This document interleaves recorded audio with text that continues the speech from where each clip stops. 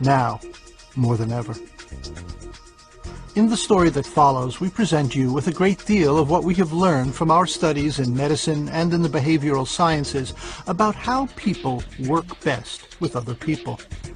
By best, we mean how people produce valuable results and feel good about themselves, the organization, and the other people they work with. This allegory, the 1-Minute Manager, is a simple compilation of what many wise people have taught us and what we have learned ourselves. We recognize the importance of these sources of wisdom. We also recognize that the people who work with you as their manager will look to you as one of their sources of wisdom. We trust, therefore, that you will take the practical knowledge you gain from this book and use it in your daily management. For as the ancient sage Confucius advises each of us, the essence of knowledge is having it to use it.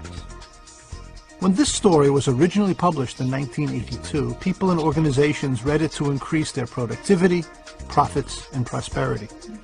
Over the last 2 decades, we've discovered people also use the 1-Minute Manager because they want to enjoy fair and honest treatment and have their work appreciated. At work, men and women who have used the 3 1-minute secrets say they are promoted more frequently, feel less stress, and enjoy their work more, like the characters in the story. At home, people who use the 3 secrets with their families tell us the results have been equally remarkable. Using 1-minute goals, 1-minute praisings, and 1-minute reprimands, their children begin to manage their own lives, and spouses catch each other doing things right more often. We have been touched by the countless number of people who have told us how useful the 1-Minute Manager has been to them. Now, more than ever, when people are asked to do more with less, we trust that you will use what you discover in the story to succeed at work, and that you, too, will take it home with you. We hope you enjoy using the 1-Minute Manager, and that, as a result, you and the people you work with and live with will all enjoy healthier, happier, and more productive lives. Kenneth Blanchard, Ph.D., Spencer Johnson, M.D. Once there was a bright young man who was looking for an effective manager. He wanted to work for one. He wanted to become one. His search had taken him over many years to the far corners of the world. He had been in small towns and in the capitals of powerful nations. He had spoken with many managers, with government administrators and military officers, construction superintendents and corporate executives, university presidents and shop foremen, utility supervisors and foundation directors, with the managers of shops and stores, of restaurants, banks and hotels, with men and women, young and old. He had gone into every kind of office, large and small, luxurious and sparse, with windows and without. He was beginning to see the full spectrum of how people manage people. But he wasn't always pleased with what he saw. He had seen many tough managers whose organizations seemed to win, while their people lost. Some of their superiors thought they were good managers. Many of their subordinates thought otherwise. As the man sat in each of these tough people's offices, he asked, "What kind of a manager would you say you are?" Their answers varied only slightly. "I'm an autocratic manager. I keep on top of the situation," he was told. "A bottom-line manager. Hard-nosed. Realistic. Profit-minded." He heard the pride in their voices and their interest in results. The man also met many nice managers, whose people seemed to win, while their organizations lost. Some of the people who reported to them thought they were good managers. Those to whom they reported had their doubts. As the man sat and listened to these nice people answer the same question, he heard, "I'm a democratic manager. Participative. Supportive. Considerate. Humanistic." He heard the pride in their voices and their interest in people. But he was disturbed. It was as though most managers in the world were primarily interested either in results or in people. The managers who were interested in results often seemed to be labeled autocratic, while the managers interested in people were often labeled democratic. The young man thought each of these managers, the tough autocrat and the nice democrat, were only partially effective. It's like being half a manager, he thought. He returned home tired and discouraged. He might have given up his search long ago, but he had one great advantage. He knew exactly what he was looking for. Effective managers, he thought, manage themselves and the people they work with so that both the organization and the people profit from their presence. The young man had looked everywhere for an effective manager, but had found only a few. The few he did find would not share their secrets with him. He began to think maybe he would never find out what really made an effective manager tick. Then he began hearing marvelous stories about a special manager who lived, ironically, in a nearby town. He heard that people liked to work for this man and that they produced great results together. The young man wondered if the stories were really true, and if so, whether this manager would be willing to share his secrets with him. Curious, he telephoned the special manager's secretary for an appointment. The secretary put him through immediately. The young man asked this special manager when he could see him. He heard, "Any time this week is fine except Wednesday morning. You pick the time." The young man quietly chuckled because this supposedly marvelous manager sounded like a kook to him. What kind of manager had that kind of time available? But the young man was fascinated. He went to see him. When the young man arrived at the manager's office, he found him standing and looking out of the window. When the young man coughed, the manager turned and smiled. He invited the young man to sit down and asked, "What can I do for you?" The young man said, "I'd like to ask you some questions about how you manage people." The manager willingly said, "Fire away." "Well, to begin with, do you hold regularly scheduled meetings with your subordinates?" "Yes, I do. Once a week on Wednesdays from 9 to 11. That's why I couldn't see you then," responded the manager. "What do you do at those meetings?" probed the young man.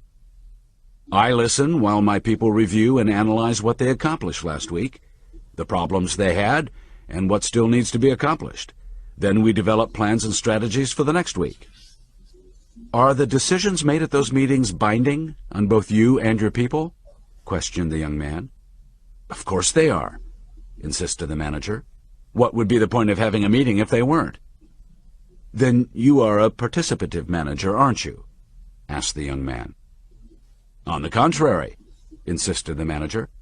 "I don't believe in participating in any of my people's decision-making." "Then what is the purpose of your meetings?" "I already told you that," he said. "Please, young man, do not ask me to repeat myself. It is a waste of my time and yours." "We're here to get results," the manager continued. "The purpose of this organization is efficiency. By being organized, we are a great deal more productive." "Oh, so you're aware of the need for productivity. Then you're more results-oriented than people-oriented," the young man suggested. "No," the manager resounded, startling his visitor. "I hear that all too often." He got to his feet and began to walk about.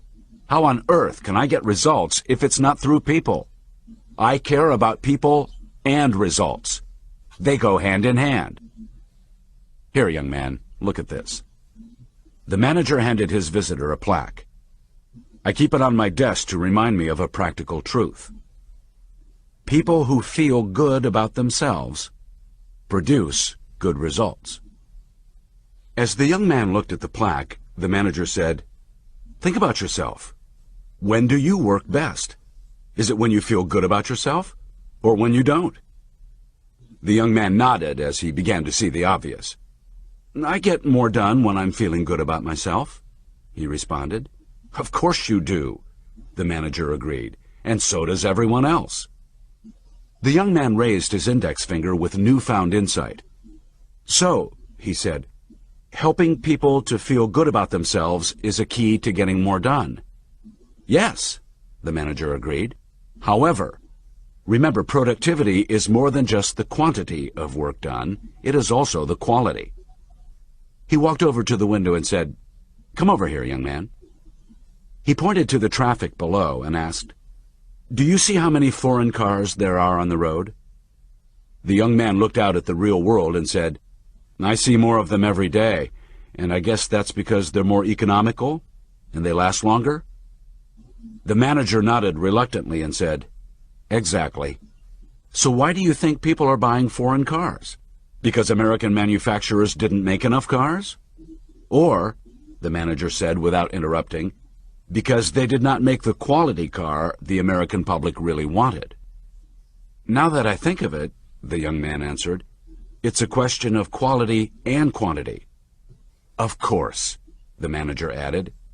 "Quality is simply giving people the product or service they really want and need." The older man stood at the window, lost in his thoughts.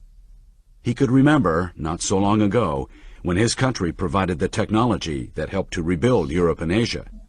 It still amazed him that America had fallen so far behind in productivity. The young man broke the manager's concentration. "I'm reminded of an ad I saw on television," the visitor volunteered. "It showed the name of the foreign car, and over it came the words, 'If you're going to take out a long-term car loan, don't buy a short-term car.'" The manager turned and said quietly, "I'm afraid that's a rather good summary. And that's the whole point. Productivity is both quantity and quality." The manager and his visitor began to walk back toward the couch. And frankly, the best way to achieve both of these results is through people. The young man's interest increased. As he sat down, he asked, "Well, you've already said that you're not a participative manager. Just how would you describe yourself?" "That's easy," he responded without hesitation. "I'm a one-minute manager." The young man's face showed surprise. He'd never heard of a one-minute manager. "You're a what?" The manager laughed and said, "I'm a one-minute manager. I call myself that because it takes very little time for me to get very big results from people." Although the young man had spoken with many managers, he had never heard one talk like this. It was hard to believe. A one-minute manager? Someone who gets good results without taking much time. Seeing the doubt on his face, the manager said, "You don't believe me, do you? You don't believe that I'm a one-minute manager?" "I must admit it's hard for me even to imagine," the young man responded. The manager laughed and said, "Listen, you'd better talk to my people if you really want to know what kind of manager I am." The manager leaned over and spoke into the office intercom. His secretary, Ms. Metcalf, came in moments later and handed the young man a sheet of paper. "Those are the names, positions, and phone numbers of the 6 people who report to me," the one-minute manager explained. "Which ones should I talk to?" the young man asked. "That's your decision," the manager responded. "Pick any name, talk to any one of them or all of them." "Well, I mean, who should I start with?" "I already told you. I don't make decisions for other people," the manager said firmly. "Make that decision yourself." He stood up and walked his visitor toward the door. "You have asked me not once but twice to make a simple decision for you. Frankly, young man, I find that annoying. Do not ask me to repeat myself. Either pick a name and get started, or take your search for effective management elsewhere." The visitor was stunned. He was uncomfortable, very uncomfortable. A moment of embarrassed silence seemed like an eternity. Then the one-minute manager looked the young man in the eye and said, "You want to know about managing people, and I admire that." He shook his visitor's hand. "If you have any questions after talking to some of my people," he said warmly, "come back and see me. I appreciate your interest and desire to learn how to manage. I would, in fact, like to give you the concept of the one-minute manager as a gift. Someone gave it to me once, and it's made all the difference to me. I want you to understand it fully. If you like it, you may want to become a one-minute manager yourself someday." "Thank you," the young man managed. He left the manager's office somewhat dumbfounded. As he passed the secretary, she said understandingly, "I can see from your dazed look that you've already experienced our 1-minute manager." The young man said very slowly, still trying to figure things out, "I guess I have." "Maybe I can help you," Ms. Metcalf said. "I phoned the 6 people who report to him. 5 of them are here, and they have each agreed to see you. You may be better able to understand our 1-minute manager after you've spoken with them." The young man thanked her, looked over the list, and decided to talk to 3 of them, Mr. Trennell, Mr. Levy, and Ms. Brown. When the young man arrived at Trennell's office, he found a middle-aged man smiling at him. "Well, you've been to see the old man. He's quite a guy, isn't he?" "He seems that way," the young man responded. "Did he tell you about being a 1-minute manager?" "He sure did." "It's not true, is it?" asked the young man. "You better believe it is. I hardly ever see him." "You mean you never get any help from him?" puzzled the young man. "Essentially very little, although he does spend some time with me at the beginning of a new task or responsibility. That's when he does 1-minute goal setting." "1-minute goal setting? What's that?" said the young man. "He told me he was a 1-minute manager, but he didn't say anything about 1-minute goal setting." "That's the first of the 3 secrets to 1-minute management," Trennell answered. 3 secrets?" the young man asked, wanting to know more.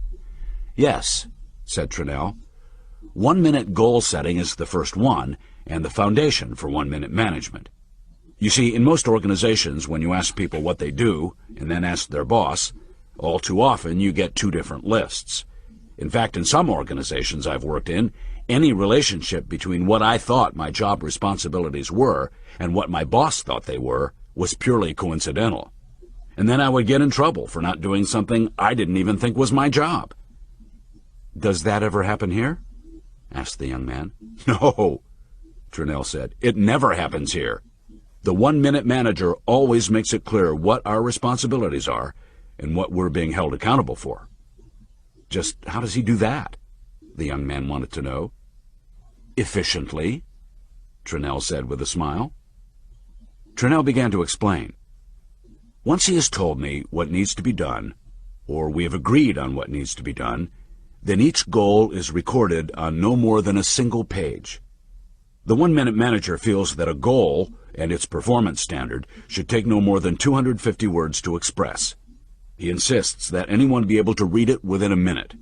He keeps a copy and I keep a copy, so everything is clear, and so we can both periodically check the progress." "Do you have these 1-page statements for every goal?" "Yes," answered Trennell. "Well, wouldn't there be a lot of these 1-page statements for each person?" "No, there really aren't," Trennell insisted. "The old man believes in the 80-20 goal-setting rule. That is, 80% of your really important results will come from 20% of your goals. So we only do 1-minute goal setting on that 20%. That is, our key areas of responsibility. Maybe 3 to 6 goals in all. Of course, in the event a special project comes up, we set special 1-minute goals." "Interesting," the young man commented. "I think I understand the importance of 1-minute goal setting. It sounds like a philosophy of no surprises. Everyone knows what is expected from the beginning." "Exactly," Trennell nodded. "So is 1-minute goal setting just understanding what your responsibilities are?" the young man asked. "Nope. Once we know what our job is, the manager always makes sure we know what good performance is. In other words, performance standards are clear. He shows us what he expects." "How does he do that, show you what he expects?" asked the young man. "Let me give you an example," Trennell suggested. "One of my 1-minute goals was this: identify performance problems and come up with solutions which, when implemented, will turn the situation around. When I first came to work here, I spotted a problem that needed to be solved, but I didn't know what to do. So I called the 1-minute manager. When he answered the phone, I said, "Sir, I have a problem." Before I could get another word out, he said, "Good. That's what you've been hired to solve." Then there was a dead silence on the other end of the phone. I didn't know what to do. The silence was deafening. I eventually stuttered out, But sir, I don't know how to solve this problem." "Turnell," he said, "one of your goals for the future is for you to identify and solve your own problems. But since you're new, come on up and we'll talk."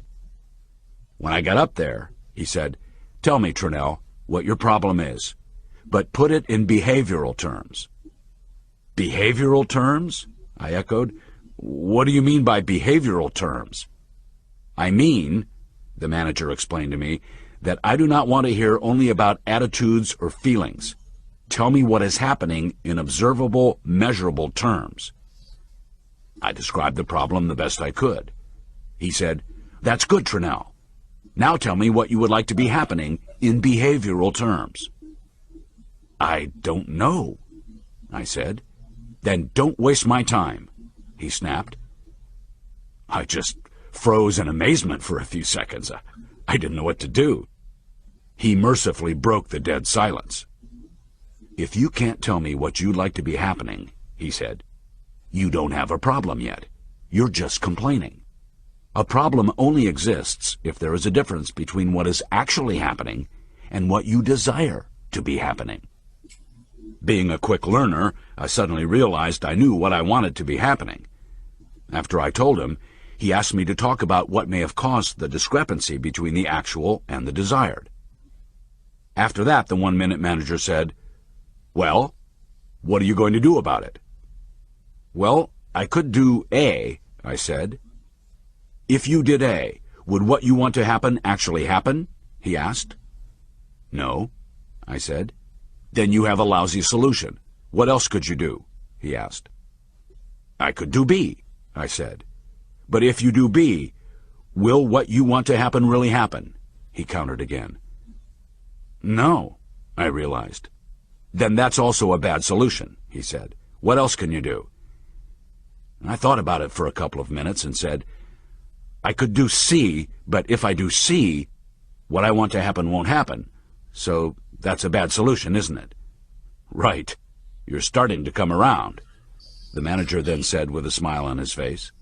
"Is there anything else you could do?" he asked.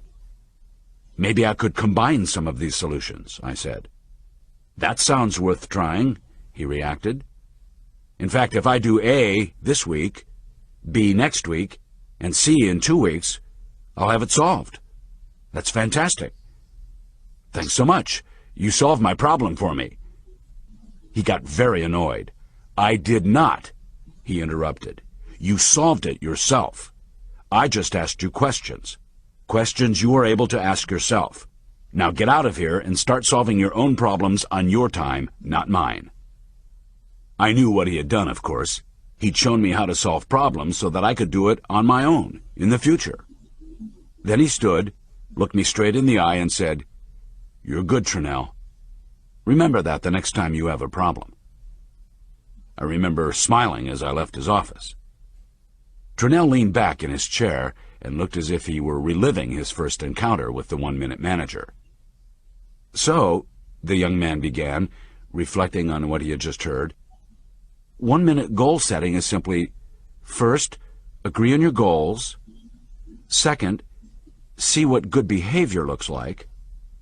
Third, write out each of your goals on a single sheet of paper using less than 250 words. Fourth, read and reread each goal, which requires only a minute or so each time you do it. Fifth, take a minute every once in a while out of your day to look at your performance. And sixth, see whether or not your behavior matches your goal." "That's it," Turnell exclaimed. "You're a fast learner." "Thank you," the young man said, feeling good about himself. "But just let me jot that down," he said. "I want to remember that." After the young man wrote briefly in the small blue notebook he carried with him, he leaned forward and asked, "If one-minute goal setting is the first secret to becoming a one-minute manager, what are the other two?" Turnell smiled, looked at his watch, and said, "Why don't you ask Levy that? You're scheduled to see him this morning too, aren't you?" The young man was amazed. How did Trunell know that? Yes, the young man said as he rose to shake Trunell's hand. Thanks so much for your time, sir. You're welcome, Trunell answered. Time is one thing I have a lot more of now. As you can probably tell, I'm becoming a one-minute manager myself. As the young man left Trunell's office, he was struck by the simplicity of what he had heard. He thought, it certainly makes sense. After all, how can you be an effective manager unless you and your people are sure of what they're being asked to do? And what an efficient way to do it. The young man walked the length of the building and took the elevator to the second floor. When he got to Mr. Levy's office, he was surprised to meet so young a man. Levy was probably in his late 20s or early 30s. Well, you've been to see the old man. He's quite a guy, isn't he? He was already getting used to the one-minute manager being called quite a guy. I guess he is, responded the young man. Did he tell you about being a one-minute manager? Asked Levy. He sure did. It's not true, is it? Asked the young man, wondering if he'd get a different answer from Trunell's. You better believe it's true. I hardly ever see him. You mean you never get any help from him? Pursued the young man. Essentially very little, although he does spend a fair amount of time with me at the beginning of a new task or responsibility. Yes, I know about one-minute goal setting, interrupted the young man.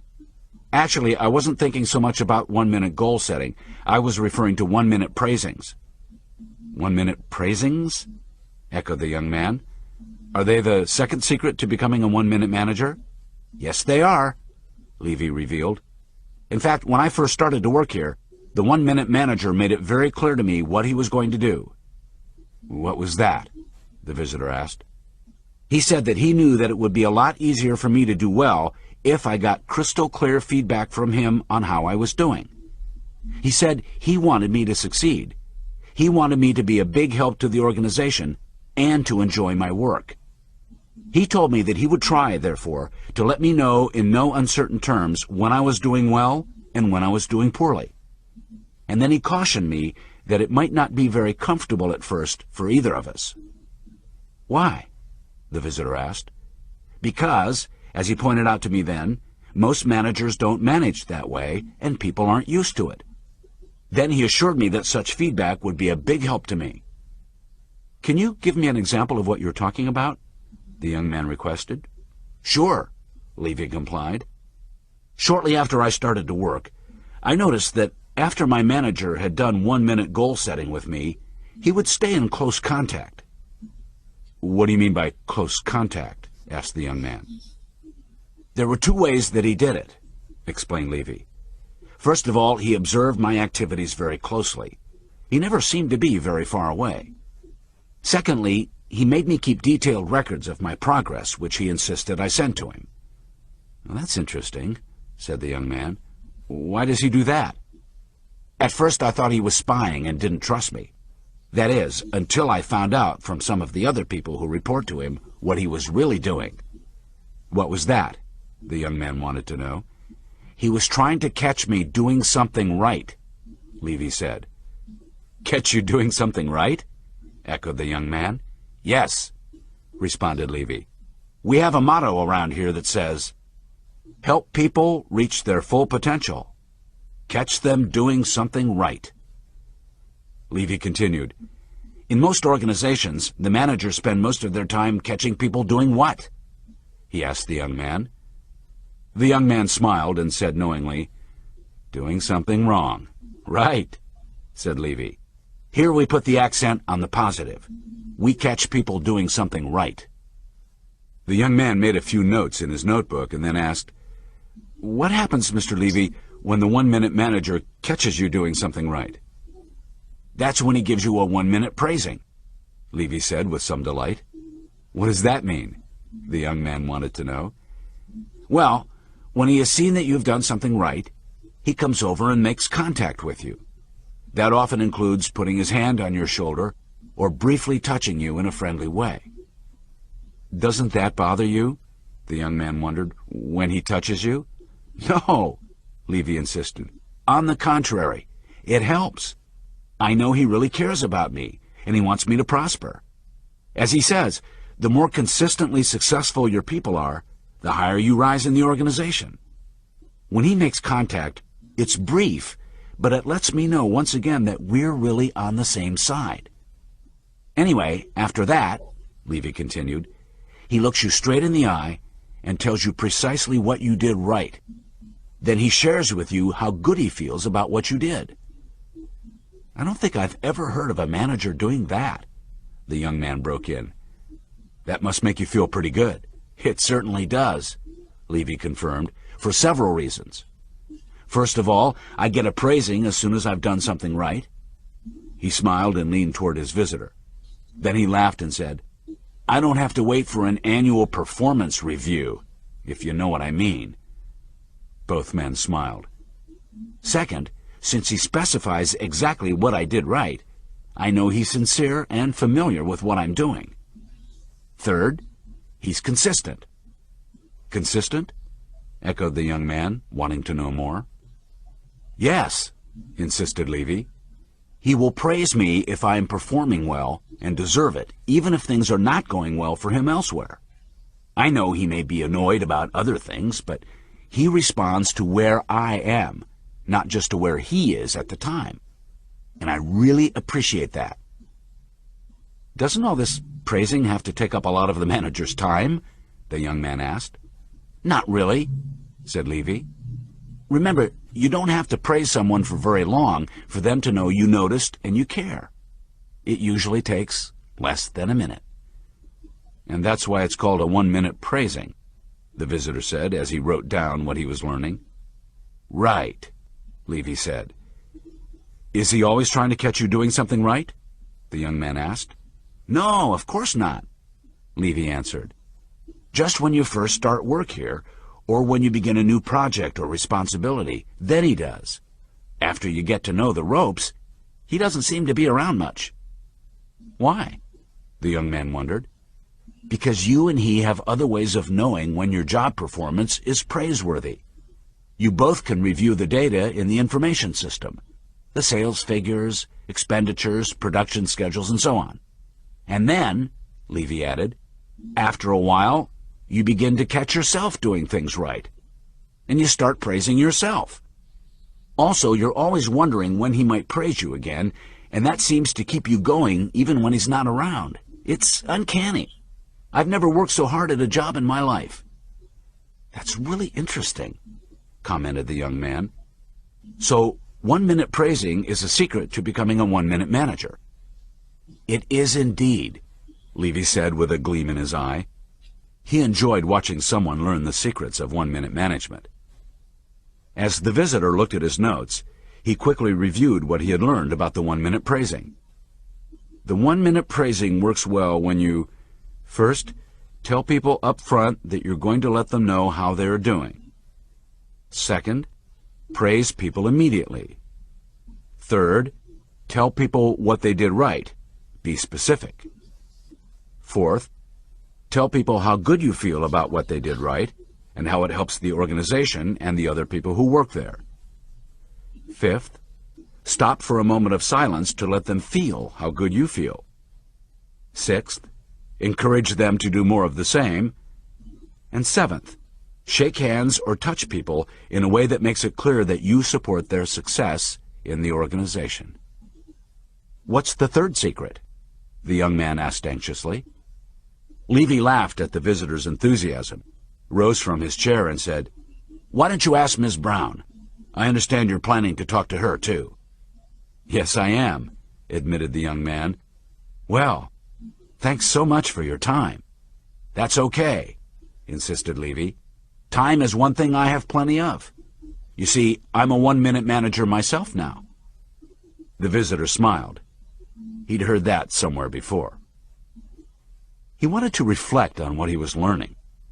He left the building and took a walk among the trees nearby. He was struck again by the simplicity and common sense of what he had heard. How can you argue with the effectiveness of catching people doing something right, the young man thought, especially after they know what they are to do and what good performance looks like. But do 1-minute praisings really work? He wondered. Does all this one-minute management stuff really get results? Bottom line results?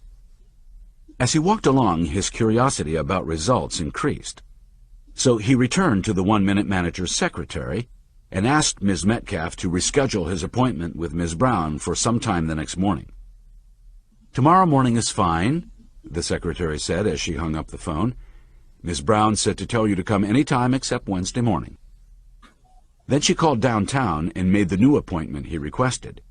He was to see Ms. Gomez, an official in the headquarters office.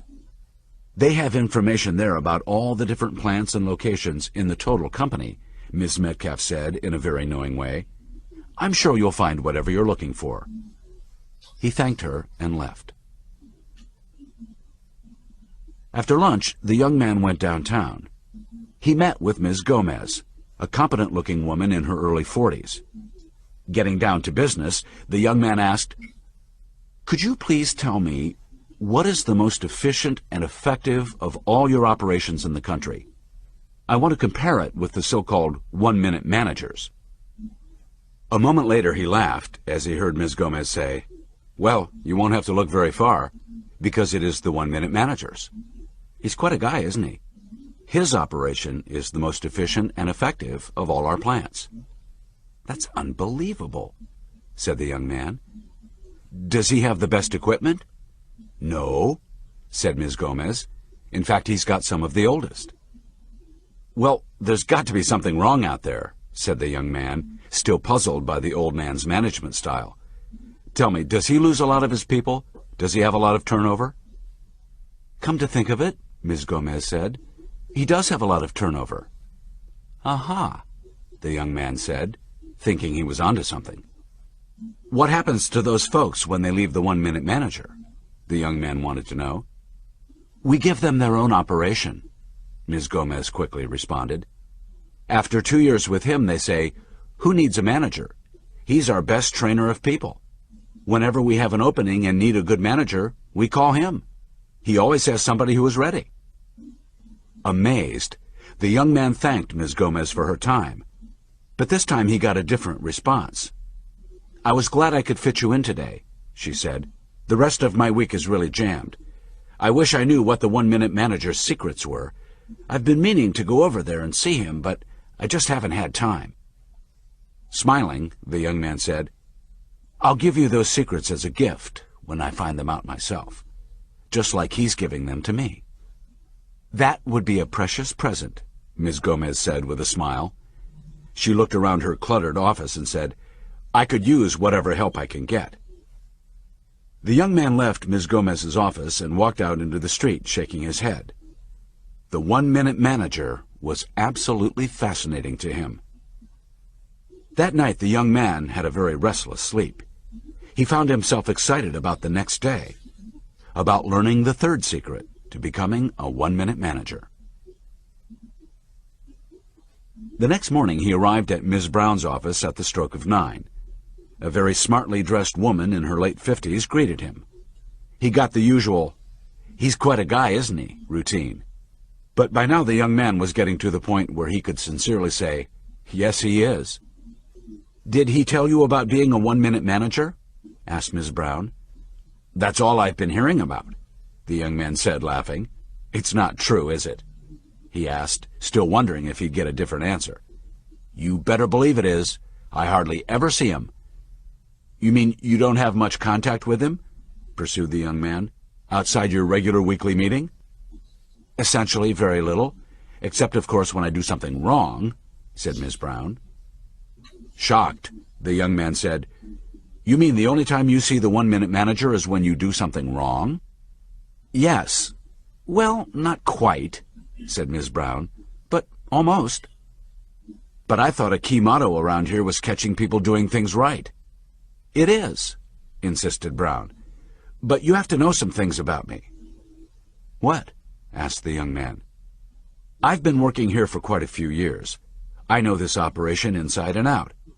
As a result, the one-minute manager doesn't have to spend much time with me, if any, on goal setting. In fact, I usually write out my goals and send them over to him." "Is each goal on a separate sheet of paper?" asked the young man.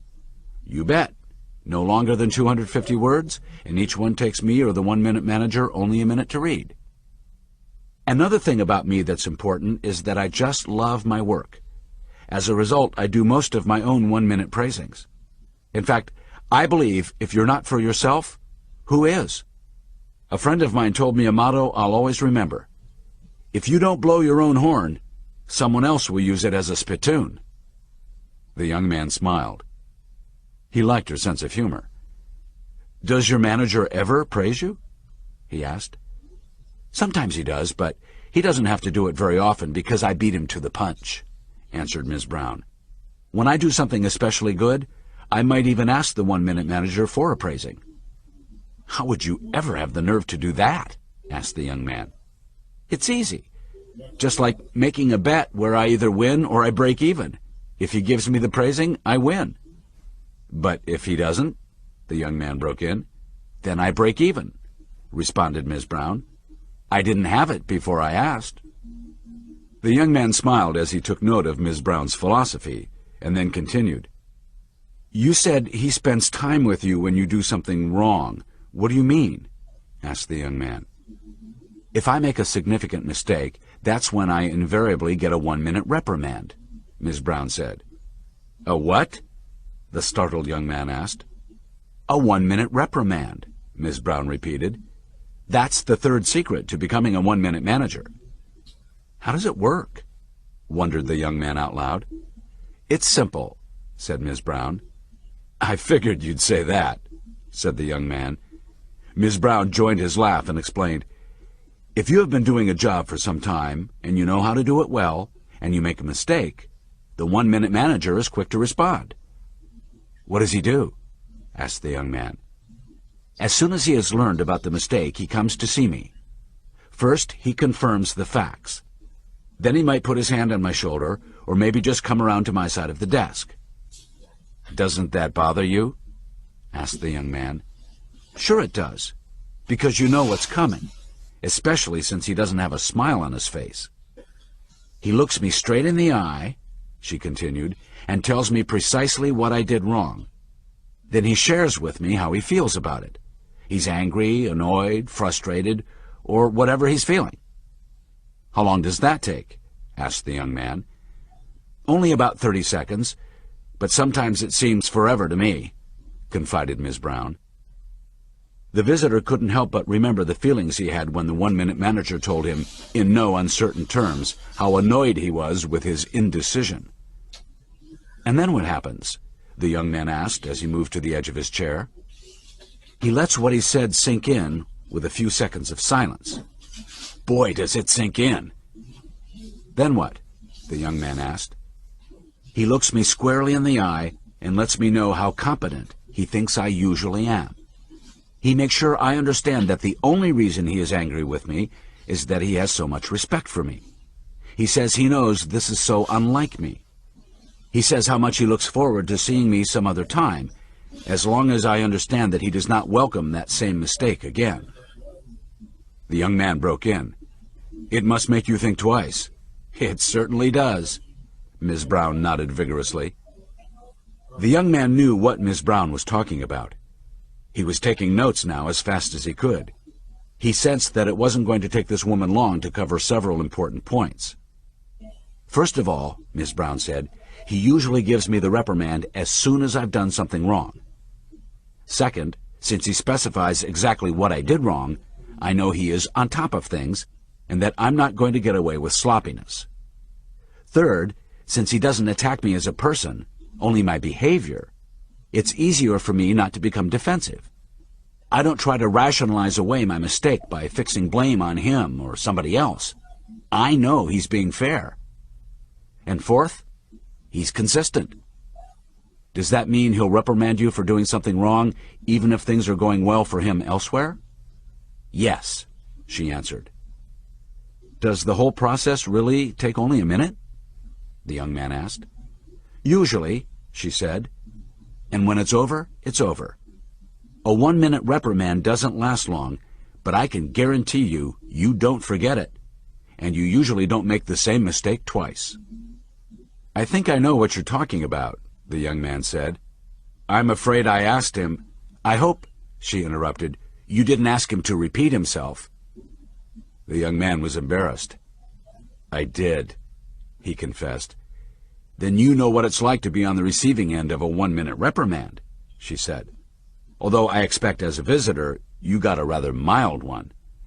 I don't know if you'd call it mild, he said, but I don't think I'll ask him to repeat himself very often.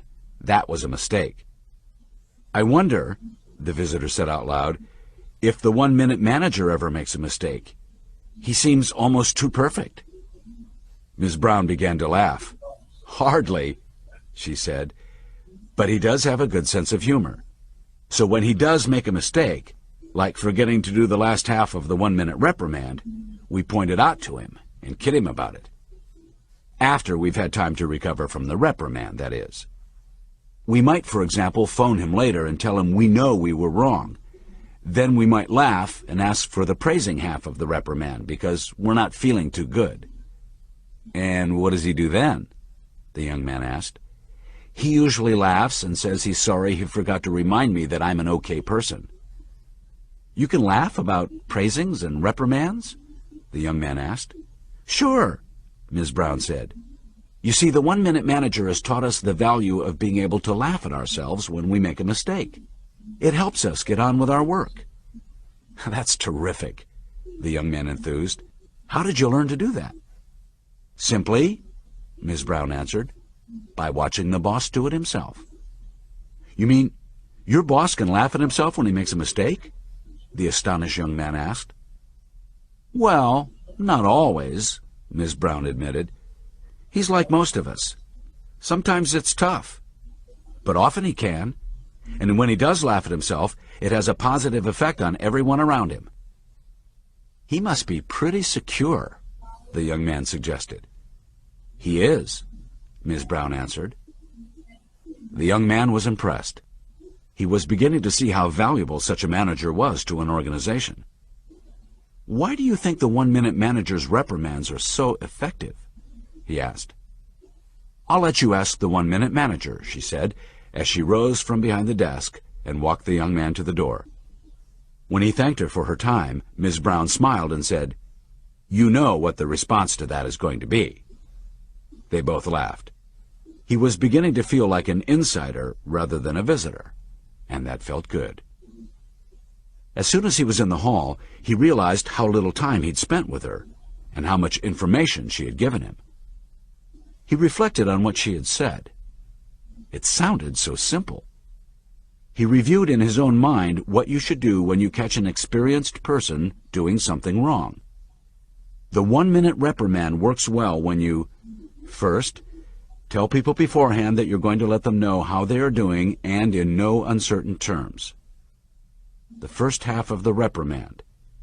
Second, reprimand people immediately. Third, tell people what they did wrong, be specific. Fourth, tell people how you feel about what they did wrong and in no uncertain terms. Fifth, stop for a few seconds of uncomfortable silence to let them feel how you feel. The second half of the reprimand. Sixth, shake hands or touch them in a way that lets them know you are honestly on their side. Seventh, remind them how much you value them. Eighth, reaffirm that you think well of them but not of their performance in this situation. And ninth, realize that when the reprimand is over, it's over. The young man may not have believed in the effectiveness of the 1-minute reprimand if he hadn't personally experienced its effect. There was no doubt that he felt uncomfortable, and he did not want to experience it again. However, he knew that everyone made mistakes now and then, and that he might very well receive another reprimand someday. But he knew if it came from the 1-minute manager that it would be fair, that it would be a comment on his behavior and not on his worth as a person. As he headed toward the 1-minute manager's office, he kept thinking about the simplicity of 1-minute management. All three of the secrets made sense. 1-minute goals, 1-minute praisings, and 1-minute reprimands.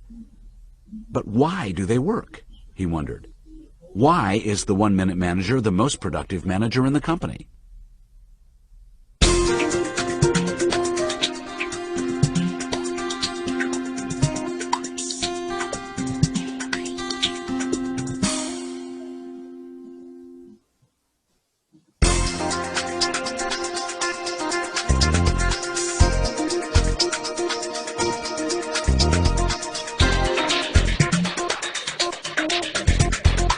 When he got to the one-minute managers, his secretary said, "You can go right in. He's been wondering when you'd be back to see him." As the young man entered the office, he noticed again how clear and uncluttered it was. He was greeted by a warm smile from the one-minute manager. "Well, what did you find out in your travels?" he asked. "A lot," the young man said enthusiastically. "Tell me what you learned," the manager encouraged. "I found out why you call yourself a one-minute manager. You set one-minute goals with your people to make sure they know what they are being held accountable for and what good performance looks like. Then you try to catch them doing something right so you can give them a one-minute praising. And then finally, if they have all the skills to do something right and they don't, you give them a one-minute reprimand." "What do you think about all that?" asked the one-minute manager. "I'm amazed at how simple it is," said the young man, "and yet it works. You get results. I'm convinced that it certainly works for you." "And it will for you too, if you're willing to do it," the manager insisted. "Perhaps," said the young man, "but I would be more likely to do it if I could understand more about why it works." "That's true of everyone, young man. The more you understand why it works, the more apt you are to use it. I'd be happy, therefore, to tell you what I know. Where do you want to start?" "Well, first of all, when you talk about one-minute management, do you really mean it takes a minute to do all the kinds of things you need to do as a manager?" "No, not always. It's just a way to say that being a manager is not as complicated as people would have you believe. And also, managing people doesn't take as long as you'd think. So when I say one-minute management, it might take more than a minute for each of the key elements, like goal setting, but it's just a symbolic term. And very often it does only take a minute. Let me show you one of the notes I keep on my desk." When he looked, the young man saw, "The best minute I spend is the one I invest in people." "It's ironic," the manager said. "Most companies spend 50 to 70% of their money on people's salaries, and yet they spend less than 1% of their budget to train their people. Most companies, in fact, spend more time and money on maintaining their buildings and equipment than they do on maintaining and developing people." "I never thought of that," the young man admitted. "But if people get results, then it certainly makes good sense to invest in people." "Exactly," the manager said. "I wish I had had someone invest in me sooner when I first went to work." "What do you mean?" the young man asked. "Well, in most of the organizations I worked in before, I often didn't know what I was supposed to be doing. No one bothered to tell me. If you asked me whether I was doing a good job, I would say either, 'I don't know,' or 'I think so.' If you asked why I thought so, I would reply, 'I haven't been chewed out by my boss lately,' or 'No news is good news.' It was almost as if my main motivation was to avoid punishment." "That's interesting," the young man admitted, "but I'm not sure I understand it." Then he added anxiously, "In fact, if it's all right with you, maybe I could understand things better if I could get to some of my why questions. Let's start with one-minute goal setting. Why does it work so well?" "You want to know why one-minute goals work?" the manager said. "Fine." He got up and began to pace slowly around the room. "Let me give you an analogy that might help. I've seen a lot of unmotivated people at work in the various organizations I've been employed in over the years, but I've never seen an unmotivated person after work. Everyone seems to be motivated to do something. One night, for example, I was bowling, and I saw some of the problem employees at work from my last organization. One of the real problem people, who I remembered all too well, took the bowling ball and approached the line and rolled the ball. Then he started to scream and yell and jump around.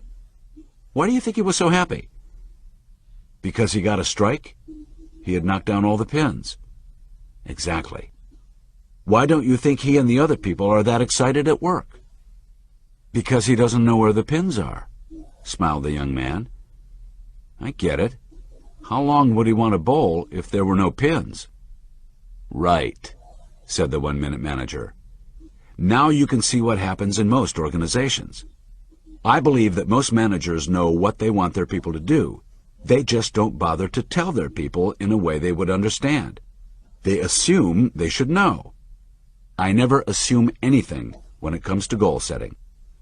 When you assume that people know what's expected of them, you are creating an ineffective form of bowling. You put the pins up, but when the bowler goes to roll the ball, he notices there's a sheet across the pins. So when he rolls the ball and it slips under the sheet, he hears a crack but doesn't know how many pins he knocked down. When you ask him how he did, he says, I don't know, but it felt good. It's like playing golf at night. A lot of my friends have given up golf, and when I asked them why, they said, because the courses are too crowded. When I suggested that they play at night, they laughed, because who would ever play golf without being able to see the pins? It's the same with watching football.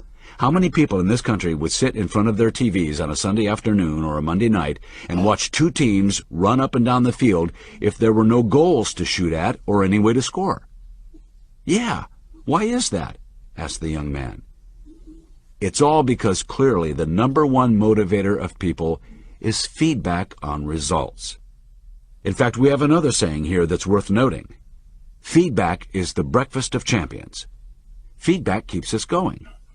Unfortunately, however, when most managers realize that feedback on results is the number one motivator of people, they usually set up a third form of bowling. When the bowler goes to the line to roll the ball, the pins are still up and the sheet is in place, but now there is another ingredient in the game, a supervisor standing behind the sheet. When the bowler rolls the ball, he hears the crash of the falling pins, and the supervisor holds up two fingers to signify you knocked down 2 pins. Actually, do most managers say you got 2? No, the young man smiled. They usually say you missed 8. Right on, said the one-minute manager. The question I always used to ask was, why doesn't the manager lift the sheet up so both he and his subordinate can see the pins? Why? Because he has the great American tradition, performance review, coming up. Because he has performance review coming up? Wondered the young man. Right. I used to call that NIHYSOB, which stands for Now I Have You, you SOB. Such managers don't tell their people what they expect of them. They just leave them alone and then zap them when they don't perform at the desired level. Why do you suppose they would do that? The young man inquired, being very familiar with the truth in the manager's comments. So they can look good, said the manager. What do you mean, so they can look good? Asked the young man. How do you think you would be viewed by your boss if you rated everyone that reported to you at the highest level on your performance review scale? As a soft touch, as someone who could not discriminate between good performance and poor performance. Precisely, said the manager. In order to look good as a manager in most organizations, you have to catch some of your people doing things wrong. You have to have a few winners, a few losers, and everyone else somewhere in the middle. You see, in this country, we have a normal distribution curve mentality. I remember one time when visiting my son's school, I observed a 5th grade teacher giving a state capitals test to her class. When I asked her why she didn't put atlases around the room and let the kids use them during the test, she said, "Well, I couldn't do that, because all the kids would get 100%, as though it would be bad for everyone to do well." I remember once reading that when someone asked Einstein what his phone number was, he went to the phone book to look it up.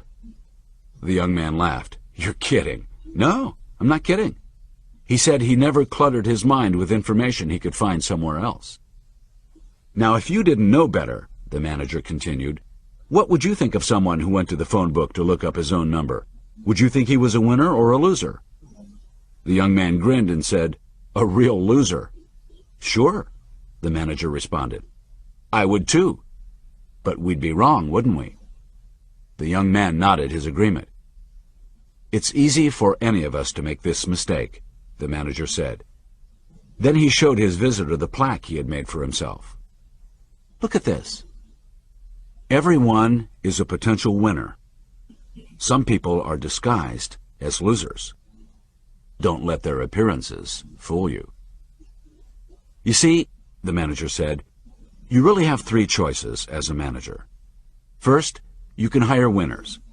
They're hard to find and they cost money.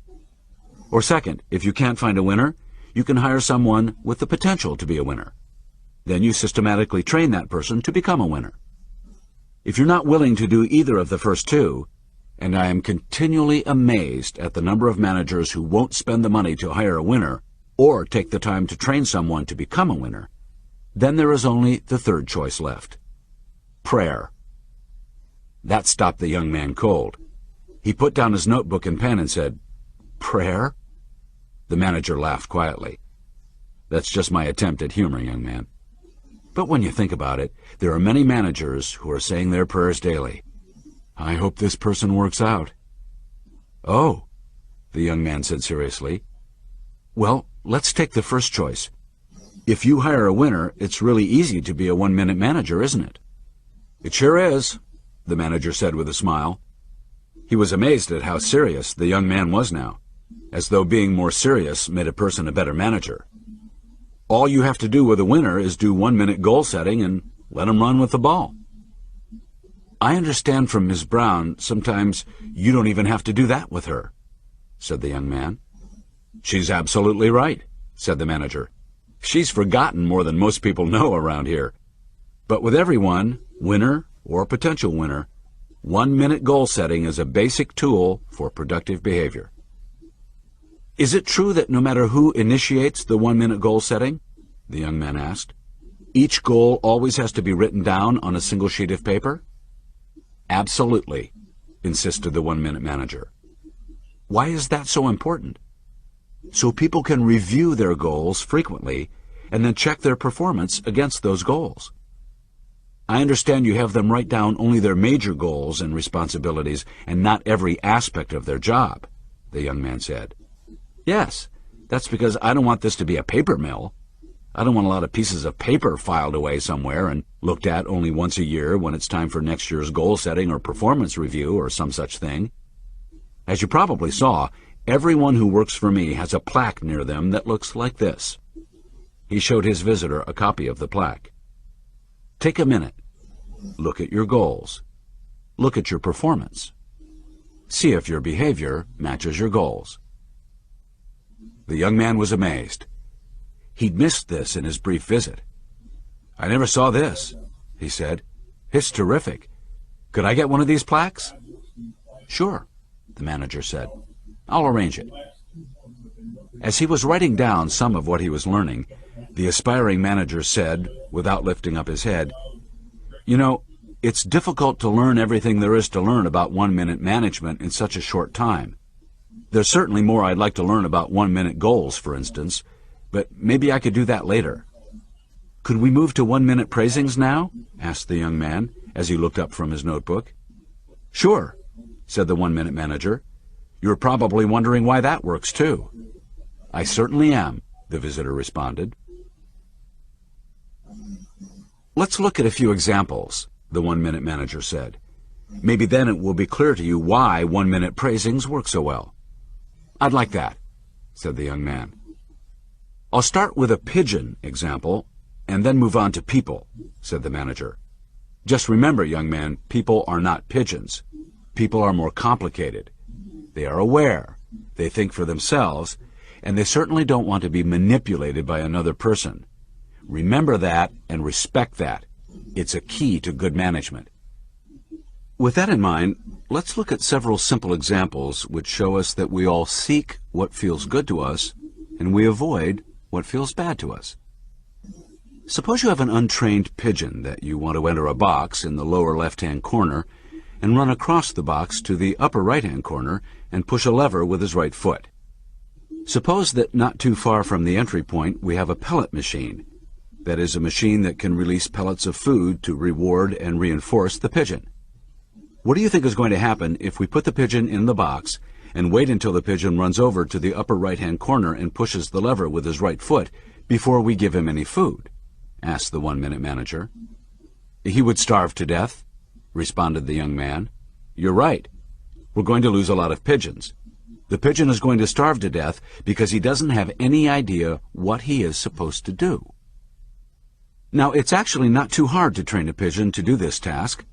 All you have to do is to draw a line not too far from where the pigeon enters the box. If the pigeon enters the box and crosses the line, bang, the pellet machine goes off and the pigeon gets fed. Pretty soon you have the pigeon running to that spot. But you don't want the pigeon there. Where do you want the pigeon? In the upper right-hand corner of the box, said the young man. Right, the one-minute manager confirmed. Therefore, after a while, you stop rewarding the pigeon for running to that spot and draw another line, which isn't too far from the last line, but is in the direction of the goal, the upper right-hand corner of the box. Now the pigeon starts running around his old spot and doesn't get fed. Pretty soon, though, the pigeon makes it across the new line, and bang, the machine goes off again and the pigeon gets fed. Then you draw another line. Again, this line has to be in the direction of the goal, but not too far away that the pigeon can't make it again. We keep setting these lines closer and closer to the upper right-hand corner of the box until we won't feed the pigeon unless he hits the lever, and then finally only when he hits the lever with his right foot. Why do you set up all these little goals? Wondered the young man. By setting up these series of lines, we're establishing goals that the pigeon can achieve. So the key to training someone to do a new task is, in the beginning, to catch them doing something approximately right until they can eventually learn to do it exactly right.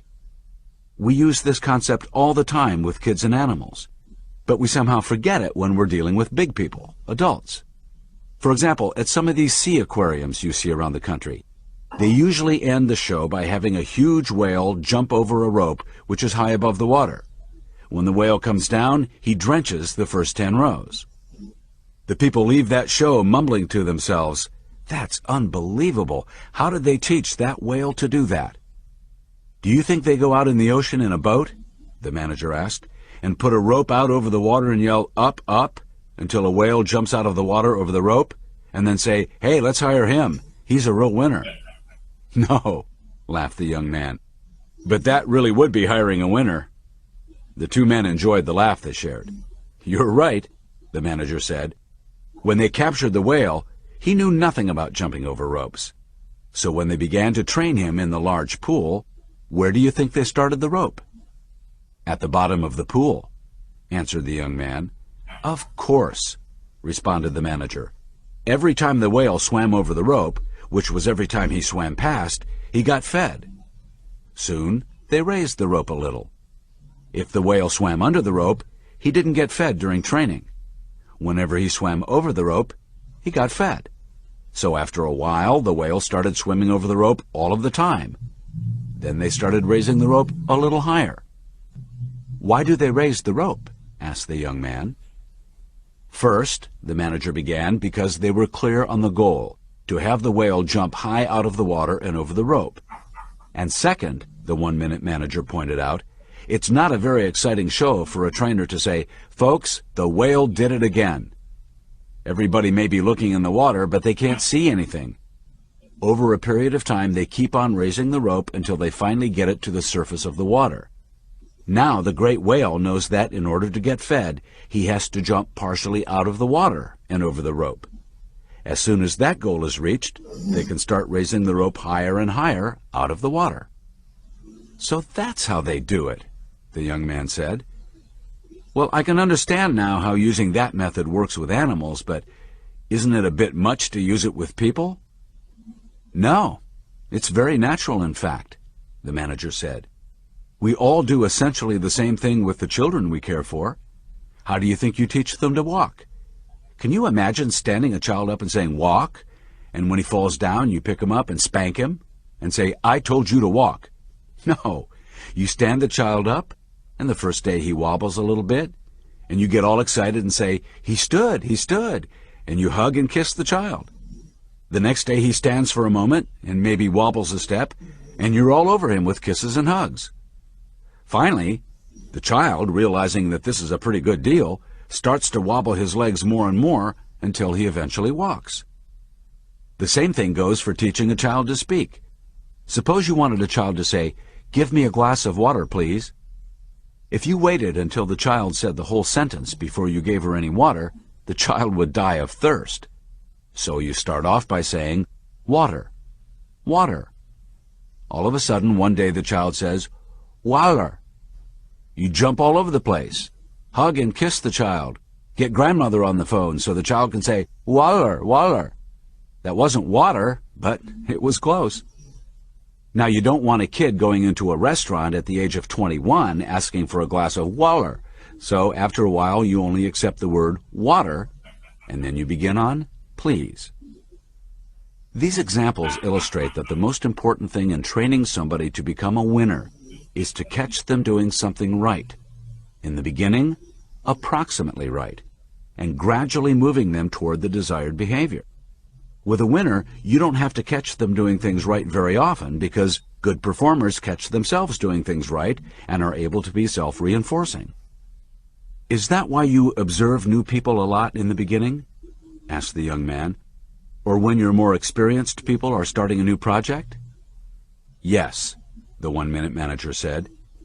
"Most managers wait until their people do something exactly right before they praise them. As a result, many people never get to become high performers because their managers concentrate on catching them doing things wrong. That is, anything that falls short of the final desired performance. In our pigeon example, it would be like putting the pigeon in the box and not only waiting until he hits the lever to give him any food, but putting some electric grills around the box to punish him periodically just to keep him motivated. That doesn't sound like it would be very effective, the young man suggested. "Well, it isn't," agreed the one-minute manager. "After getting punished for a while and not knowing what acceptable behavior is, that is, hitting the lever, the pigeon would go into the corner of the box and not move. To the pigeon, it's a hostile environment and not worth taking any risks in. That is what we often do with new, inexperienced people. We welcome them aboard, take them around to meet everybody, and then we leave them alone. Not only do we not catch them doing anything approximately right, but periodically we zap them just to keep them moving. This is the most popular leadership style of all. We call it the leave-alone zap style. You leave a person alone, expecting good performance from them, and when you don't get it, you zap them." "What happens to these people?" asked the young man. "If you've been in any organization, and I understand you've visited several," the manager said, "you know, because you've seen them. They do as little as possible. And that's what's wrong with most businesses today. Their people really don't produce, either quantity or quality. And much of the reason for this poor business performance is simply because the people are managed so poorly." The young man put his notebook down. He thought about what he just heard. He was beginning to see one-minute management for what it is, a practical business tool. It was amazing to him how well something as simple as the one-minute praising worked, whether it was inside or outside the business world. "That reminds me of some friends of mine," the young man said. "They called me and said that they'd gotten a new dog. They asked me what I thought of their planned method of training the dog." The manager was almost afraid to ask. How were they going to do it? "They said if the dog had an accident on the rug, they were going to take the dog, shove his nose in it, pound him on the butt with a newspaper, and then throw the dog out this little window in the kitchen into the backyard, where the dog was supposed to do his job. Then they asked me what I thought would happen with this method. I laughed because I knew what would happen. After about 3 days, the dog would poop on the floor and jump out the window. The dog didn't know what to do, but he knew he had better clear the area." The manager roared his approval. "That's a great story," he said. "You see, that's what punishment does when you use it with somebody who lacks confidence or is insecure because of lack of experience. If inexperienced people don't perform, that is, do what you want them to do, then rather than punish them, we need to go back to 1-minute goal setting and make sure they understand what is expected of them, and that they have seen what good performance looks like. Well then, after you've done 1-minute goal setting again, the young man asked, do you try to catch them doing something approximately right again? Precisely so, the 1-minute manager agreed. You're always trying to create situations in the beginning where you can give a 1-minute praising. Then, looking the young man straight in the eyes, the manager said, you are a very enthusiastic and receptive learner. That makes me feel good about sharing the secrets of 1-minute management with you. They both smiled. They knew a 1-minute praising when they heard one. I sure enjoy a praising more than a reprimand, the young man laughed. I think I understand now why 1-minute goals and 1-minute praisings work. They really do make good sense to me. Good, said the 1-minute manager. But I can't imagine why the 1-minute reprimand works. The young man wondered out loud. Let me tell you a few things about it, said the 1-minute manager. There are several reasons why the 1-minute reprimand works so well. To begin with, the manager explained, the feedback in the 1-minute reprimand is immediate. That is, you got to the individual as soon as you observe the misbehavior, or your data information system tips you off. It's not appropriate to gunny sack or save up negative feelings about someone's poor performance. The fact that the feedback is so immediate is an important lesson in why the 1-minute reprimand works so well. Unless discipline occurs as close to the misbehavior as possible, it tends not to be as helpful in influencing future behavior. Most managers are gunny sack discipliners. That is, they store up observations of poor behavior, and then someday when performance review comes, or they're angry in general because the sack is so full, they charge in and dump everything on the table. They tell people all the things they've done wrong for the last few weeks or months or more. The young man breathed a deep sigh and said, so true. And then, the 1-minute manager went on, the manager and subordinate usually end up yelling at each other about the facts or simply keeping quiet and resenting each other. The person receiving the feedback doesn't really hear what he or she has done wrong. This is a version of the leave-alone zap form of discipline that I've spoken about earlier. I remember it well, responded the young man. That's certainly something I want to avoid. Absolutely, agreed the manager. If managers would only intervene early, they could deal with one behavior at a time, and the person receiving the discipline wouldn't be overwhelmed. They could hear the feedback. That's why I think performance review is an ongoing process, not something you do only once a year. So, one reason that the 1-minute reprimand works is that the person receiving the reprimand can hear the feedback, because when the manager deals with one behavior at a time, it seems more fair and clear, the young man summarized. Yes, the manager said. And secondly, when I give a 1-minute reprimand, I never attack a person's worth or value as a person. Since their okayness as a person is not up for grabs, they don't feel they have to defend themselves. I reprimand the behavior only.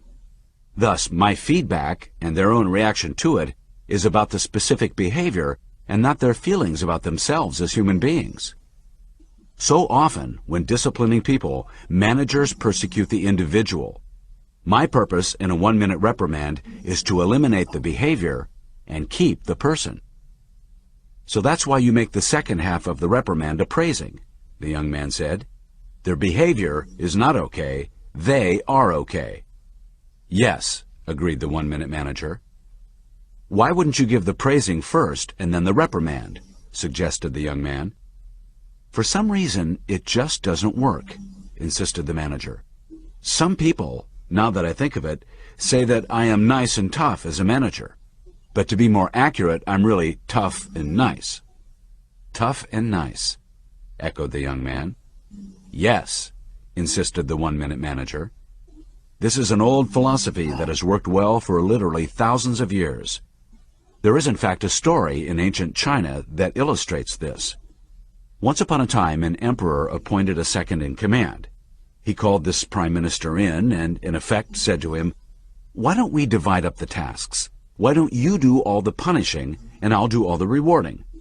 The Prime Minister said, "Fine, I'll do all the punishing and you do all the rewarding." "I think I'm going to like this story," the young man said. "You will, the 1-minute manager replied with a knowing smile. Now this emperor, the manager continued, soon noticed that whenever he asked somebody to do something, they might do it or they might not do it. However, when the Prime Minister spoke, people moved. So the emperor called the Prime Minister back in and said, "Why don't we divide the tasks again? You've been doing all the punishing here for quite a while. Now let me do the punishing and you do the rewarding." So the Prime Minister and the emperor switched roles again. And within a month, the Prime Minister was emperor. The emperor had been a nice person, rewarding and being kind to everyone. Then he started to punish people. People said, "What's wrong with that old codger?" And they threw him out on his ear. When they came to look for a replacement, they said, "You know who's really starting to come around now? The Prime Minister." So they put him right into office. "Is that a true story?" the young man asked. "Who cares?" said the 1-minute manager, laughing. "Seriously," he added, "I do know this. If you are first tough on the behavior and then supportive of the person, it works." Do you have any modern-day examples of where the 1-minute reprimand has worked other than in management? The young man asked the wise manager. "Yes, certainly," the manager said. "Let me mention two. One with severe adult behavior problems and another in disciplining children." "What do you mean when you say severe adult behavior problems?" the young man asked. "I'm talking about alcoholics in particular," the manager answered. About 30 years ago, an observant clergyman discovered a technique which is now called crisis intervention. He made the discovery when he was helping a physician's wife. She was in a Minnesota hospital in critical condition and slowly dying from cirrhosis of the liver. But she was still denying that she had a drinking problem. When all her family had gathered at her bedside, the clergyman asked each of them to describe specific drinking incidents they had observed. That's an important part of the 1-minute reprimand. Before giving a reprimand, you have to see the behavior yourself. You can't depend on what someone else saw. You never give a reprimand based on hearsay. "Interesting," the young man broke in. "Let me finish." After the family described specific behaviors, the clergyman asked each of the family members to tell the woman how they felt about those incidents. Gathered closely around her, one by one they told her first what she did, and second how they felt about it. They were angry, frustrated, embarrassed. And then they told her how much they loved her, and they instinctively touched her and gently said how they wanted her to live and to enjoy life once again. That was why they were so angry with her. "That sounds so simple," said the young man, "especially with something as complicated as a drinking problem. Did it work?" "Amazingly so," the 1-minute manager insisted. "And now there are crisis intervention centers all over the country. It's not as simple as I've summarized it, of course. But these 3 basic ingredients, telling people what they did wrong, telling people how you feel about it, and reminding people that they are valuable and worthwhile, lead to significant improvements in people's behavior." "That's nothing short of incredible," the young man said. "I know it is," the manager agreed. "You said you'd give me 2 examples of how other people successfully use methods like the 1-minute reprimand," the young man said. "Yes, of course. In the early 1970s, a family psychiatrist in California also made the same amazing discovery with children. He had read a lot about bonding, the emotional ties people have to people. He knew what people needed. People need to be in contact with people who care about them, to be accepted as valuable just because they are people. The doctor also knew that people need to have a spade called a spade, to be pulled up short by people who care when they're not behaving well. How does that translate, the young man wanted to know, into practical action? Each parent is taught to physically touch their child by putting their hand on the child's shoulder, touching his arm, or if he is young, actually sitting the child in their lap. Then the parent tells the child exactly what he did wrong and how their parent feels about it, and in no uncertain terms. You can see that this is very like what the family members did for the sick woman. Finally, the parent takes a deep breath and allows for a few seconds of silence, so the child can feel whatever the parent is feeling. Then the parent tells the youngster how valuable and important the child is to the parent. You see, it's very important when you're managing people to remember that behavior and worth are not the same things. What is really worthwhile is the person managing their own behavior. This is as true of each of us as managers as it is of each of the people we're managing. In fact, if you know this, the manager said as he pointed to one of his favorite plaques, you will know the key to a really successful reprimand. We are not just our behavior. We are the person managing our behavior. If you realize that you're managing people and not just their recent behavior, the manager concluded, you'll do well. It sounds like there's a lot of caring and respect behind such a reprimand, the young man said. I'm glad you noticed that, young man. You'll be successful with the 1-minute reprimand when you really care about the welfare of the person you're reprimanding. That reminds me, the young man injected, Mr. Levy told me that you pat him on the shoulder, or shake hands, or some other way make contact with him during a praising. And now I notice that the parents are encouraged to touch their children during the scolding. Is touching an important part of the 1-minute praisings and reprimands? Yes and no, the manager answered with a smile. Yes, if you know the person well and are clearly interested in helping the person to succeed in his or her work. And no, if you or the other person has any doubts about that. Touch is a very powerful message, the manager pointed out. People have strong feelings about being touched, and that needs to be respected. Would you, for instance, like someone whose motives you weren't sure of to touch you during a praising or a reprimand? No, the young man answered clearly. I really wouldn't. You see what I mean, the manager explained. Touch is very honest. People know immediately when you touch them whether you care about them or whether you're just trying to find a new way to manipulate them. There's a very simple rule about touching, the manager continued. When you touch, don't take. Touch the people you manage only when you're giving them something. Reassurance, support, encouragement, whatever. So you should refrain from touching someone, the young man said, until you know them and they know you're interested in their success, that you're clearly on their side. I can see that. But, the young man said hesitantly, while the 1-minute praisings and the 1-minute reprimands look simple enough, aren't they really just powerful ways for you to get people to do what you want them to do? And isn't that manipulative? You're right about 1-minute management being a powerful way to get people to do what you want them to do, the manager confirmed. However, manipulation is getting people to do something they are either not aware of or don't agree to. That's why it's so important to let each person know up front what you're doing and why. It's like anything else in life, the manager explained. There are things that work and things that don't work. Being honest with people eventually works. On the other hand, as you've probably learned in your own life, being dishonest eventually leads to a failing with people. It's just that simple. I can see now, the young man said, where the power of your management style comes from. You care about people. Yes, the manager said simply. I guess I do. The young man remembered how gruff he thought this special manager was when he first met him.